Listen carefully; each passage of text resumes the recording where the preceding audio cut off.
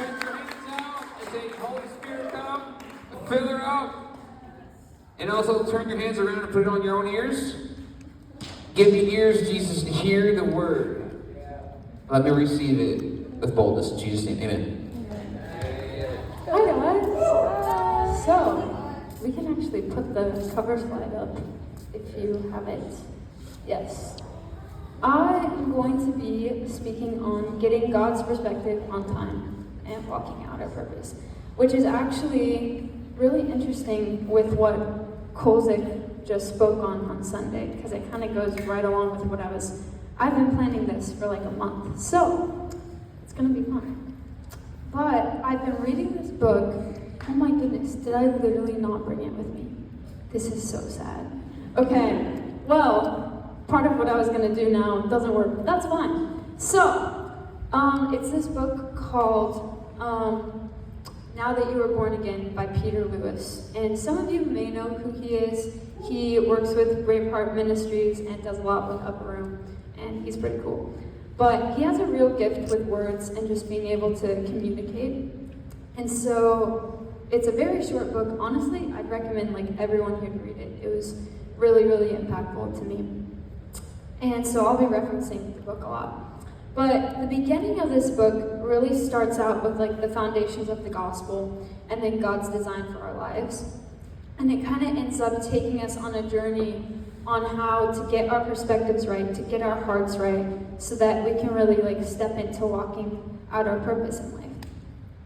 So there are a few things in the beginning section that I want to touch on, but really the main part of everything that I'll be sharing is from like one of the very last chapters, which we'll get to in a minute. But firstly, one of the main things I got out of this book when I was reading it as a whole was the idea that walking out our purpose doesn't rely on us striving to do things on our own, but first receiving from the Lord. And so Peter really focuses on how righteousness is a gift, and it comes by God's grace, which is also something that we recently talked about. And there's nothing we can do in our own power to earn it. So we can go to the next slide.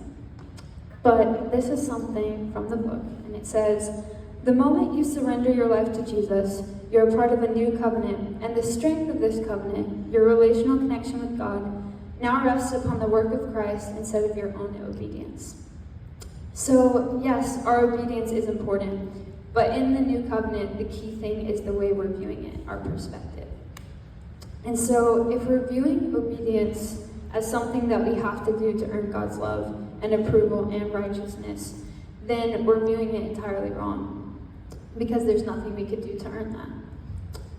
But that's why you can't be righteous by working harder, but simply putting your faith in Jesus, because it's a free gift. And so I'm sure you've probably heard that like a ton of times, but for some reason it really jumped out at me when it was said this way in the book, which is the next slide. The gift of righteousness is not tied to our behavior, but will eventually transform our behavior. And so when we come at life, I think, looking at it from this perspective, your obedience to the Lord is actually a lot more powerful. Because instead of looking at it as like something you have to do, you're looking at it as, this is something I want to do just to please the Lord, because I love Him. And He has already given me this gift of righteousness. So, that's really powerful. And the same goes for our purpose in life. Sometimes I think we can fall into the mindset of working for really anything. Like, there's this whole mindset and culture that says, like, you need to work hard to go places, to be successful in life, and whatever. Which, I mean, like, you do, kind of, but not exactly. That's not where it should be coming from in the first place. So, hold on one second. Oh yeah, when we view it this way, we are actually preventing ourselves from getting to where we're working so hard to get to. And I've seen this happen in my life so many times, because you may feel like you're making progress, and you may feel like you're getting somewhere, but it won't create lasting fruit. I find myself tending to look at things this way sometimes, and it feels like nothing you can do is enough, and it feels like kind of everything you do gets thrown into this black hole, never to be seen again, in my experience. And so, keeping our mindset on the idea of us starting by receiving, I think, is super important.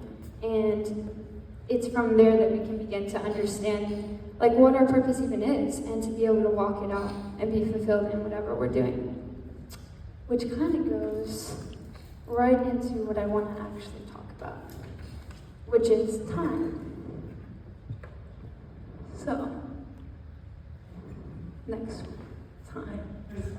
You're good. Okay.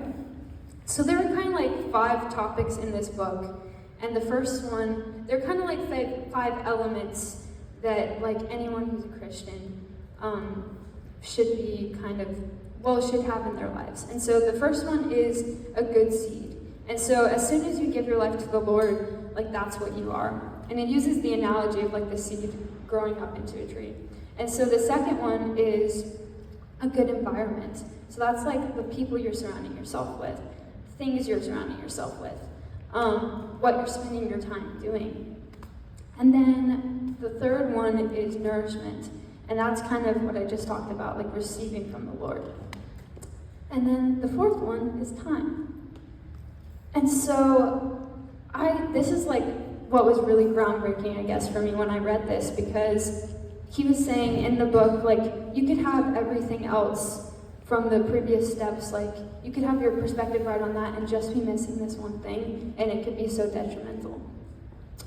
So, sometimes it feels like you're doing everything right? And then things still aren't happening that you've prayed for, or things still aren't changing. And I know I felt that way a lot. It's like, Lord, I'm doing everything you've asked. I'm surrendering, I'm receiving your love, I'm letting the gospel be the foundation of my life, and I'm surrounding myself in a good community. Why does it feel like something's missing, or why does it feel like things in my life aren't changing? So we're going to pause right here, and we can go to the next slide. Okay, I think we like to fast forward things a lot. Commercials, for example. We like to speed up things. Just look at short form content and where everything's going now. And I know, like personally, there are lots of areas in my life that I'd love to just get there faster. For example, I would love to be an expert at guitar, like right now. That would be great. So I'm just gonna go ahead and ask you guys, are there any areas in your life that you would like to speed up? People can shout out something. What'd you say? Nice. Yeah. LOL. Yeah. Probably like a growth process, like when you're struggling with something and it's like hard to like get out of that, like yeah. Yeah. Okay. Does anyone have any more? That would be awesome. Yeah, I agree, honestly. Yeah, so sometimes I really hoped, like Emma was saying, that I could speed up the growth process in my own life. Like, just overall, like, I'd love to I used to think when I was younger sometimes, you know what, it would be great if I was just a famous artist right now, because I'm ready, like, everything's great. But that's not always the case. So, another thing in this book, which is the part that I don't have, I'm so sad, it's fine, is this phrase that time is your friend. And I had never heard it phrased this way before, and this was one of the things that really changed my perspective on some things.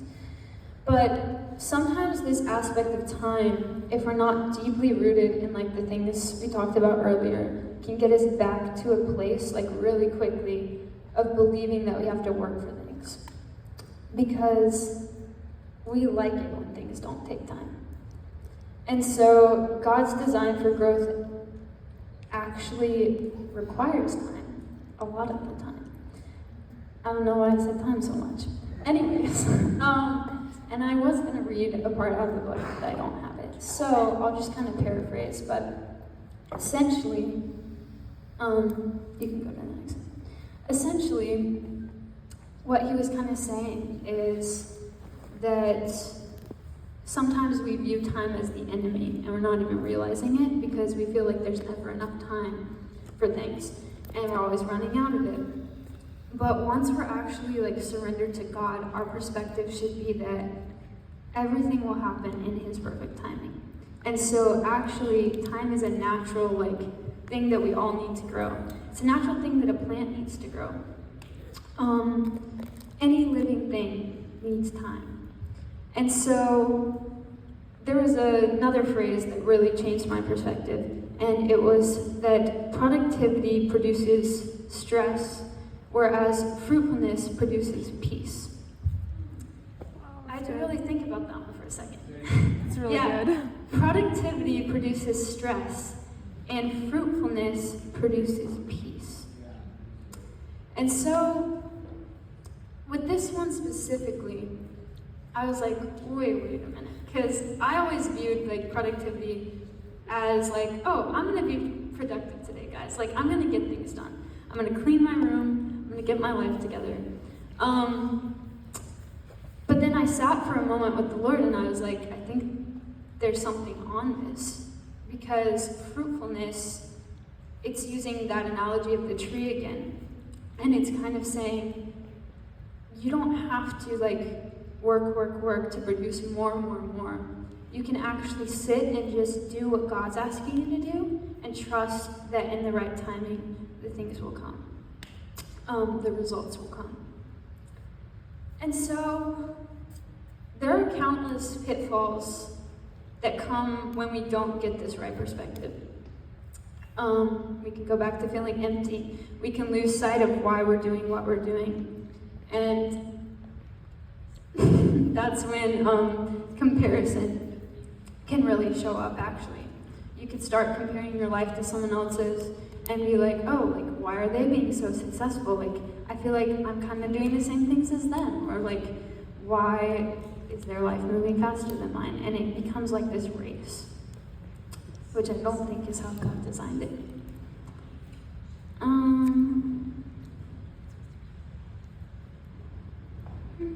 Oh yeah, this is a fun fact.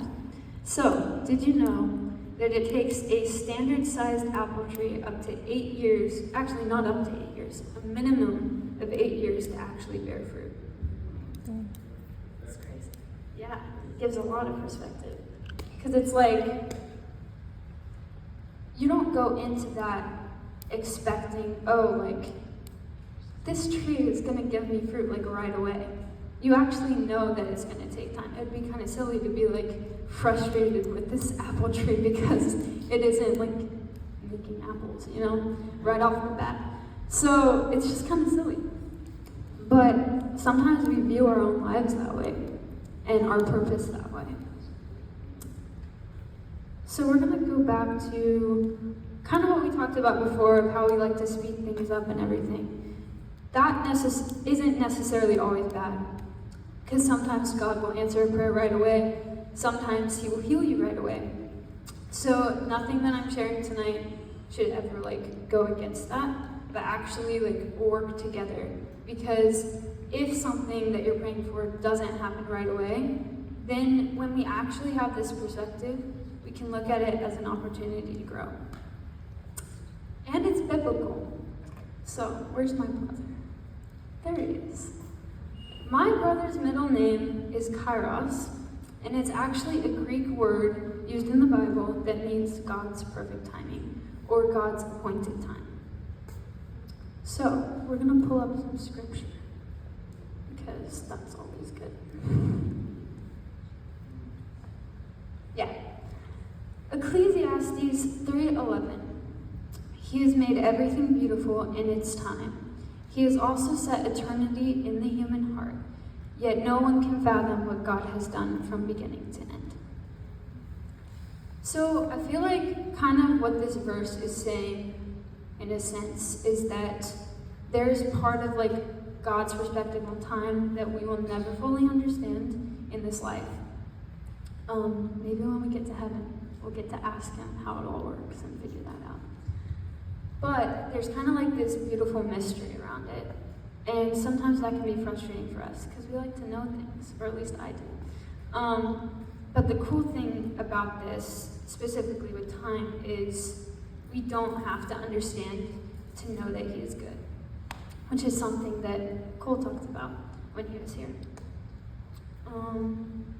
And then the next one, Galatians 4:4, it talks about Jesus coming into the world, and it uses that same word, kairos. Actually, I think kairos is used like 86 times in the Bible. I could be wrong about that, but I think I might be right.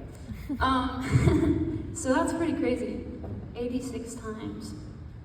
And so when God sent Jesus, it was in his perfect time.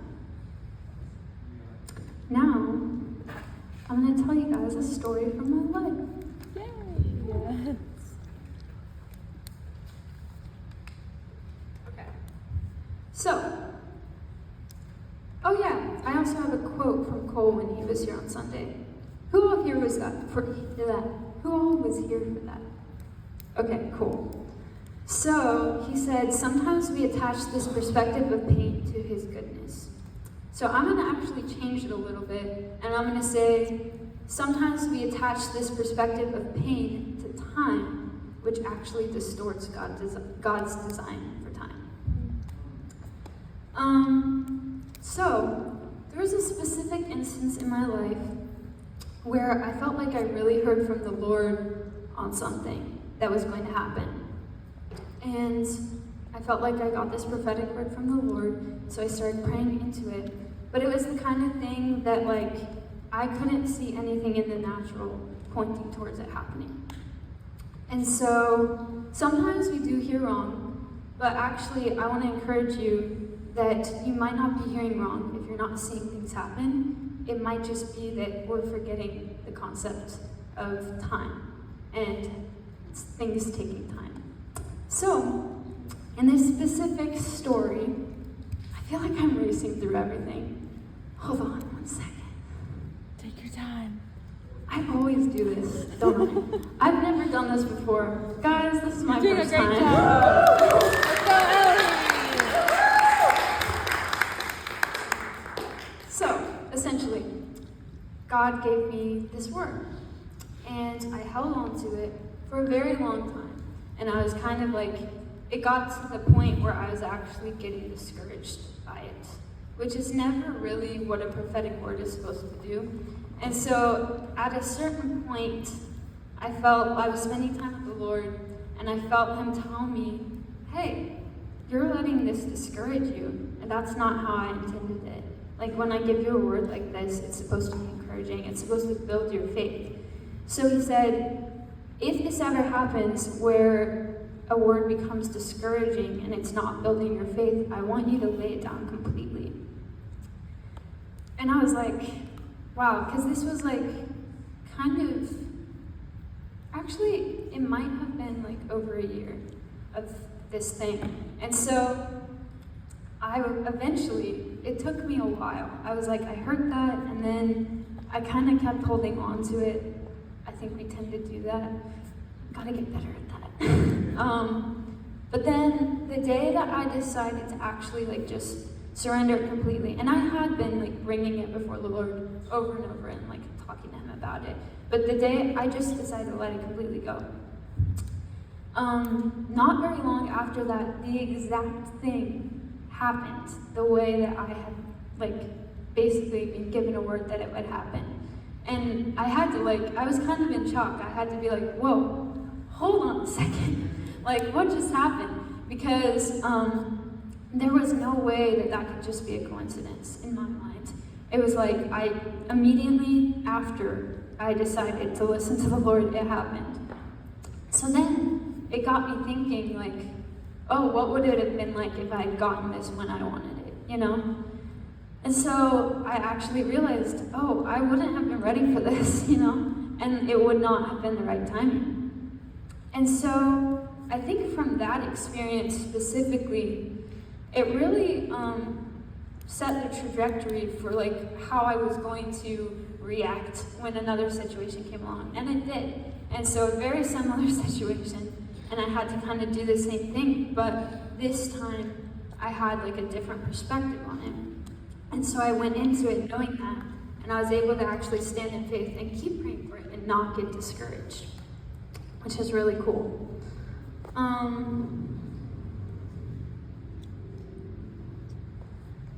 Okay, this is the last final story, and I can actually tell more details of this one, so it's gonna be fun.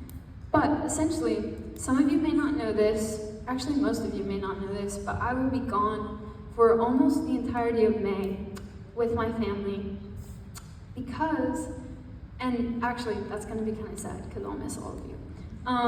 But we're gonna be in Italy, which is literally insane. And did I ever dream this would happen? Probably not. Like, I still can't believe it sometimes that we're actually going. And so this story of how this happened was clearly like definitely from the Lord, and it fits right in with what I'm going to share. But it's not really my story, it's kind of my mom's story. I'm just going to steal it from her, but it's fine. So,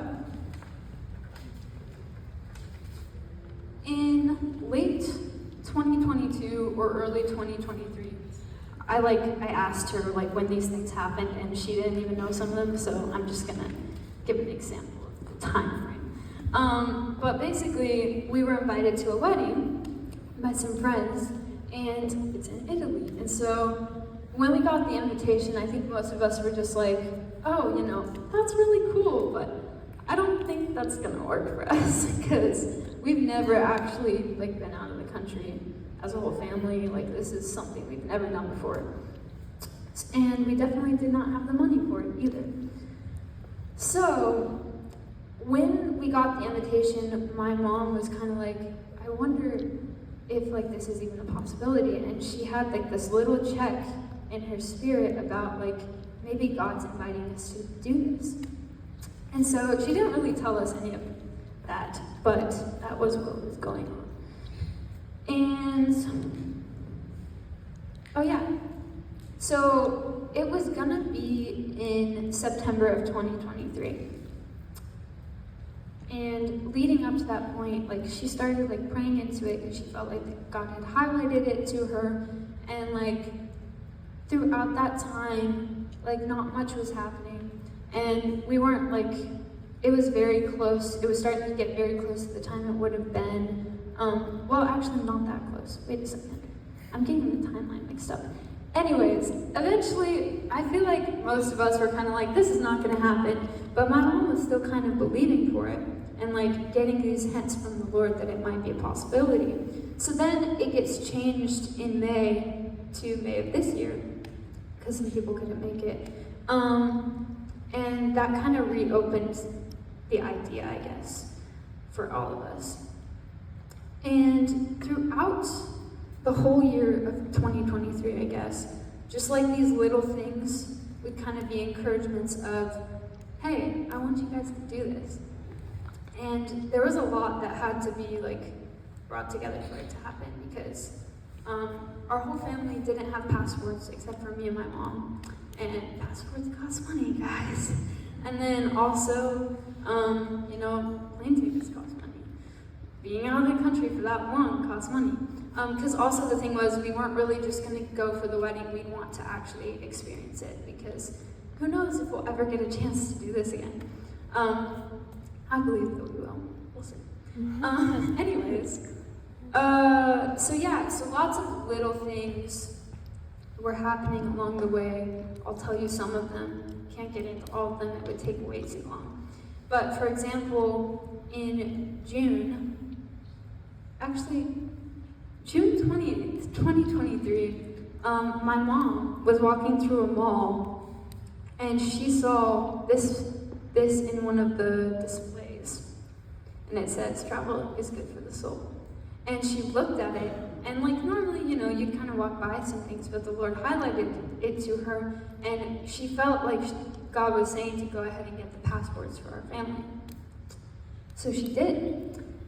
And then another little thing was a random text from a stranger that said, "Good morning, fellow travelers." Obviously, it was like a scam or something, but it encouraged my mom, so. You know? So funny. Another thing, oh yeah. So Naraya, as we all know, loves sugar. And so she was like opening one of those like chocolate things that have like stuff written on the inside, and it said "book the flight" on it. Which is just like, and you could think, oh, you know, like these are just coincidences, but I believe God speaks through coincidences. So, Chocolate. um, Speaks through chocolate. yeah, it's pretty funny. Pretty fun. Yeah, but even with all these encouragements, it wasn't like we were really seeing like in the natural, oh, like we have this money coming in that we can put towards this trip, like, or, you know, all these other things coming together. And I think for my mom, it was probably the hardest because she'd wanted to actually take her family to Italy since she was younger, because she went with her dad like in her 20s, and it had always been a dream of hers. And so she was really like pressing in for this and just believing that it was even gonna happen at all. And then the rest of us were kind of just like, you know what, it'll happen if God wants it to. So, actually, when George Banoff was here, I don't know if you guys remember him, but he prophesied over our family at the end of one of the sessions of something that there would be $20,000 for our family to take a trip. And my mom was like, interesting. And then the very next day, this is just crazy to me, we were with some other friends and they wanted to like prophesy over our family. And so they did, and this person saw a picture of a check for $20,000 being given to us from an unexpected source, and we know exactly what it was meant to go towards. And that's just, I don't know, that's crazy to me. But even then, like long time after that, we weren't seeing that, and we were like, oh well, maybe it's not an actual check for $20,000. You know, maybe it was just a metaphor. And I think some doubt started to creep in. But we were starting to see some signs of like the Lord being faithful to actually get us to do this. And part of it too was also, how much time do I have? Oh, I have some time. Okay. Part of it too was my mom's heart actually getting prepared for this. So that was part of what the time needed to be, because the first thing she was thinking of was like, oh no, like if we were given that amount of money, we'd do something else with it. You know, like there's lots of other things we could do. Like we don't need to like go on this trip to Italy, you know?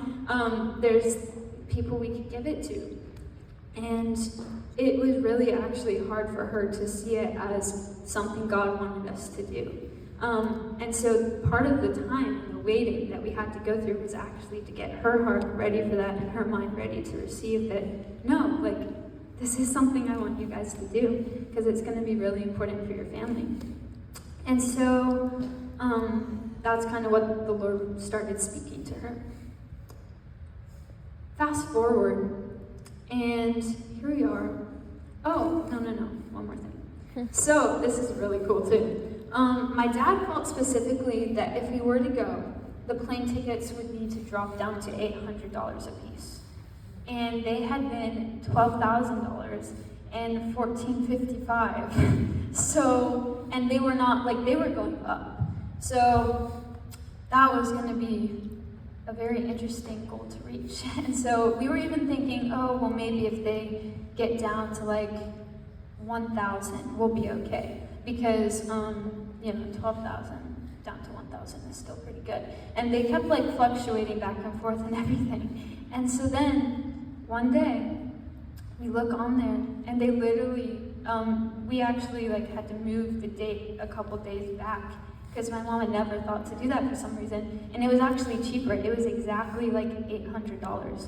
And so then my dad was like, get the tickets. But yeah, so all these things started coming together. And then,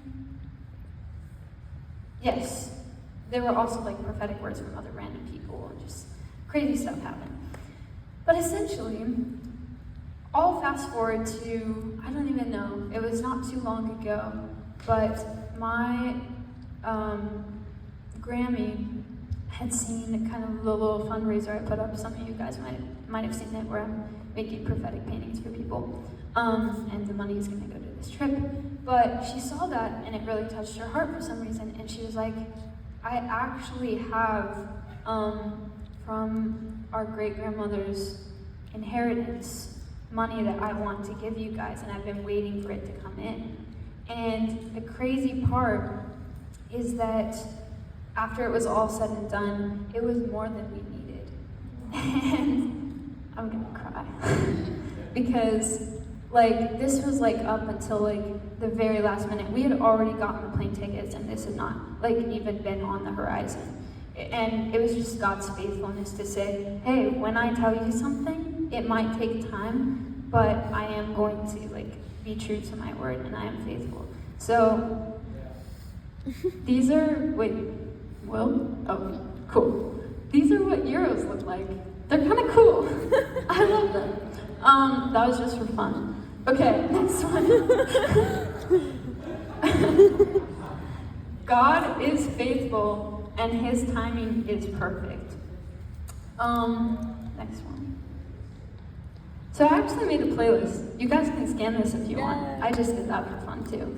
But these are all songs that have either helped me throughout my years, or even some new ones that I found that have to do with this theme of like God's perfect timing for things in our lives.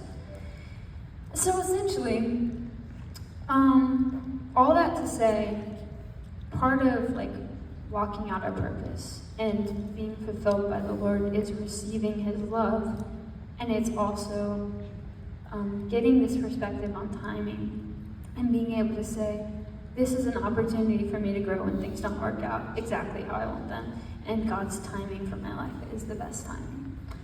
So, and this is all, I'm speaking to myself too, because this is all very relevant for a lot of things in my life right now.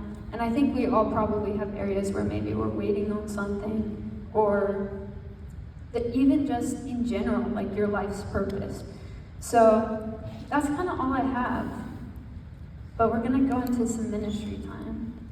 And I have like some questions to ask, if that works. Yeah. Cool, maybe we could get some music. I didn't really ask for that in the beginning, but yeah.